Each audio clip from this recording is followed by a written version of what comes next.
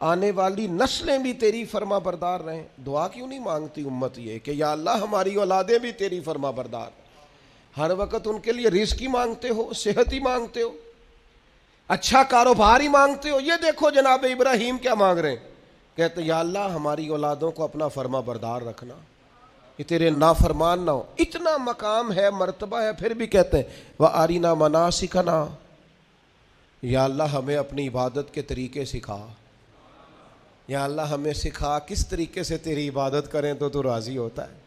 آج نا سب سے مشکل کام سیکھنا ہے. آپ کسی کو سکھا نہیں سکتے, سارے سیکھے ہوئے ہیں اللہ ماشاءاللہ.